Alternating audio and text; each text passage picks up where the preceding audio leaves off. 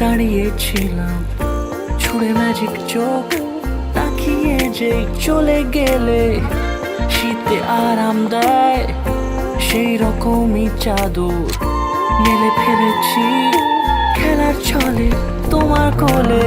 এভাবে গল্প হয় আমাদের রূপকথায়, এভাবে গল্প হোক আমাদের রূপকথায়।